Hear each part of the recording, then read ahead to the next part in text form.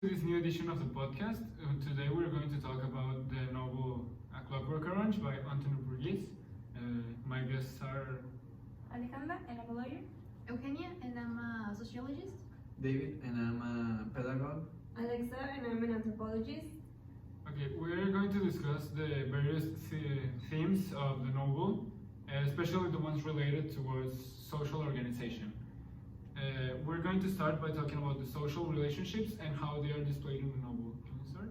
Yes, well, for the social relationships, we're gonna talk about the social relationships that the main character, Alex, has. And in the novel, well, first, we will be talking about the relationship with his parents. Alex is an only child, so we can assume that when he was little, he was indulged. This made him be overconfident, and when he grew up, he ended up getting the relationship with his parents was of reverse roles, where the son had the authority and the fathers feared him and had to follow what he said. There's a case like at the beginning of the novel, Alex is at night doing bad deeds, and the next day when he goes to his home, he's supposed to go to school, but he tells his parents that he feels bad and so doesn't go. He wakes up until 7 in the afternoon and then tells his parents instantly that he's going to go out again, this time for his alleged job.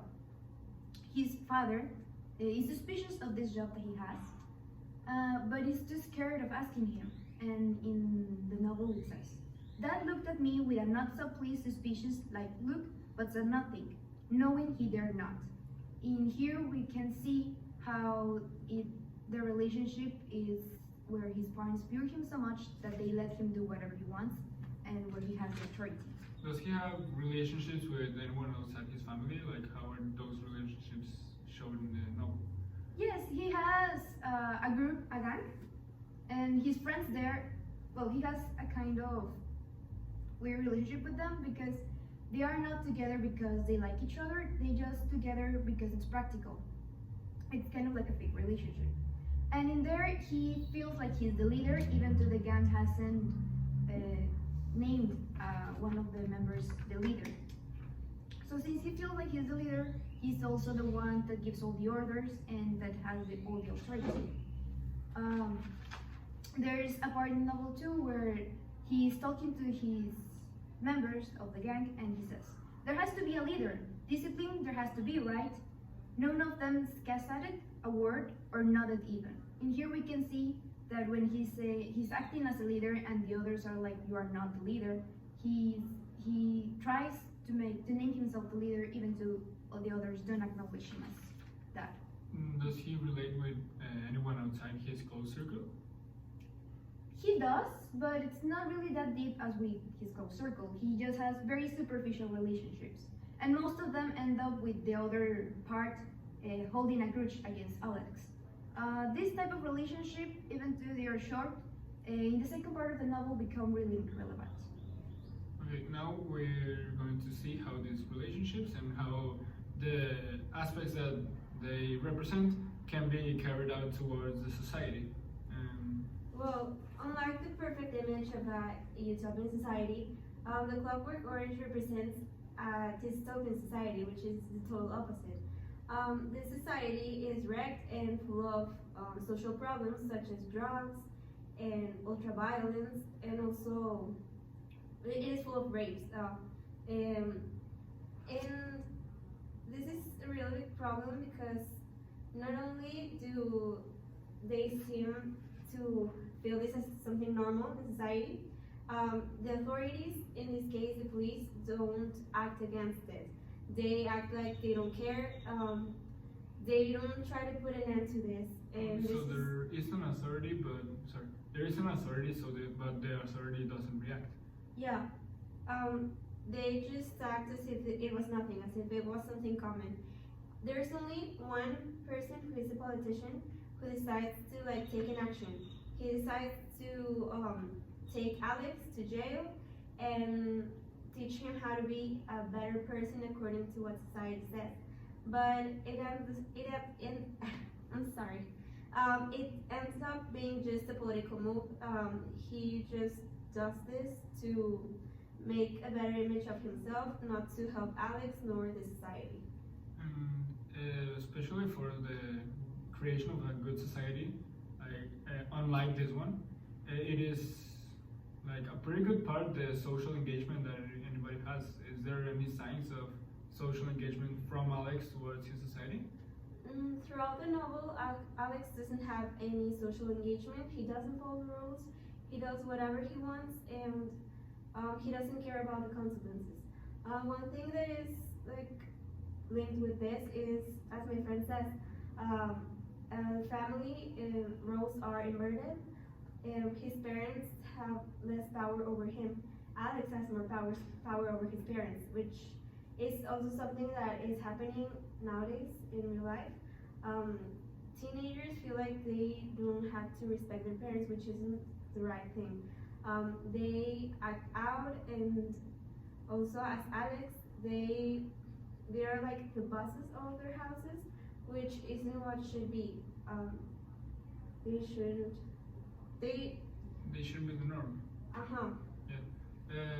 This kind of problem seems like they could be solved by improving the education. Is there any signs of like how does the education influence the decisions throughout the novel? Well, as we can see since the beginning, Alex is an uneducated character. He educated himself on the streets, but he was surrounded by violence, cruelty, and rape, which at the end made him base his morality on this. Instead of learning from textbooks like normal kids on schools, he learned from cruelty and assaults and rapes.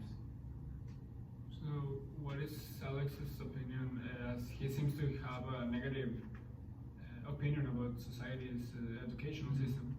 Yeah, he has never had a teacher or a guidance.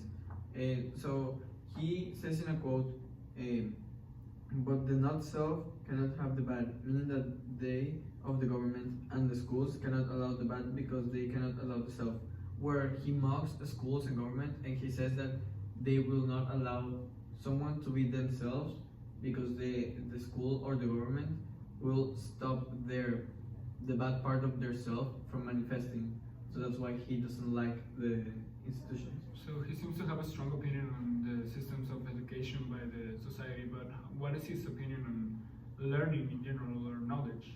Well, even though he, as you said, and as established, Alex does not like the institutions of education. He values learning. For example, when he values knowing about music, which is most of the times distinguished for being a refined taste, Alex has it, and even though he's uneducated, because, well, with this, it's like a sort of mock by the part of the author where he shows that you don't have to be educated to have refined taste. And also Alex uses music to get inspired to do crimes, which is sort of a dichotomy in between those two, where one is supposed to be uneducated, which is crimes, and the other is educated, which is music, but they seem to go well along. And there's also a quote from an article that Alex found, which says, "Great music," it said, "and great poetry would likely quieten modern youth down and make modern youth more civilized. Civilized my civilized jargons." With this, we can see that he doesn't believe that music will calm down the youth, and in fact, maybe just as himself, will empower them even more. Well, in general, this is a problem caused by the institutions, right? So, what is the presence of institutions in the novel? Is there any law or order institution? Well, actually, law and order is one of the main topics that throughout the novel we can see that. But it's also kind of a representation of our actual society. As we know, in the Clockwork Orange, a dystopian society is presented, and what should be a progress is not a progress, and now everything that should not or should vanish, it's still wrong and getting stronger. And it's mostly accentuated. Yeah, actually, things like corruption and violence take part in this novel as well. So what are the signs of corruption in the novel? Well, actually, on page 166, there's a passage which says, "Then I look at the other one and about him. With his greeny Bisuni Litso, there was no doubt. Then all numb and groaning number, I looked back at the well one. This one was when fatty old Billy Boy, my old enemy. The other was, of course, Tim, who had used to be my drug and also the enemy of stinky fatty Cody Billy Boy, but was now a Millicent with uniform and shown and whipped to keep order. So, as we know, Dim is one of his ex-rookies, and Billy Boy is one of his enemies from when he was younger. So the fact that they became policemen shows corruption because they were criminals when they were younger. Yeah, they were basically in the same state as Alex when Alex is being punished, whereas they're becoming policemen. Exactly.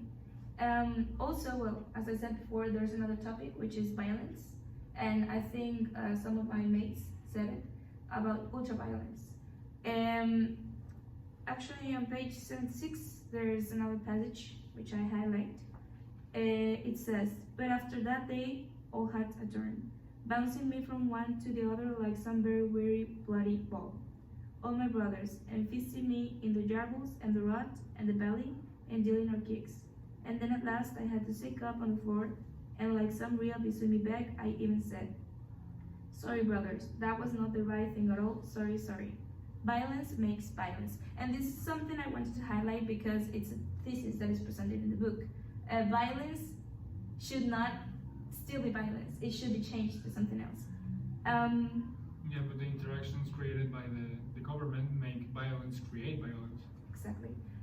This passage is actually when Alex is on jail, and it's pretty ironic because when you are in jail, you should be reformed in Yeah, you everything. shouldn't have these reflections about how violence creates violence Exactly. or justify your actions. Yeah, and you should not be hit on jail. Yeah, but that's something that even in real life happens. Yeah. Okay, can you share your opinions about the topics of the novel now that we're about to finish? Well, I think that the novel, originally the novel was like an outlook for the future, and disgracefully, some of the things that were presented did actually become reality, like how Alex treats his parents. It's becoming more normal now that kids have a kind of authority over their parents, and their parents no longer discipline them correctly. So I kind of noted that. Yeah, and saying that, we have to think about making a better future for ourselves, because if we keep on that track, we're going to end up as a dystopian society as a novel. So I think that this novel should raise awareness to future generations and also for us, because we need to teach the youth in this century, and also we need to change a lot of what's happening. We need to change the violence. We don't have to normalize this, because in the novel they don't see this as something bad. They see this as something normal, as something that should be that way. But we know that it shouldn't. And if things keep changing for a bad thing, we're gonna end up normalizing this, which shouldn't be the case. We should try to It shouldn't be the norm. Yeah. Well, as my mate said, also, I think we should not normalize this. And violence, as well in the thesis of the book, violence should be changed for no violence. It should be depicted, not at all. And in this way, we can make our society better. We can transform it to something good. Okay, that's all the time we have for today. Until next week, thanks for listening.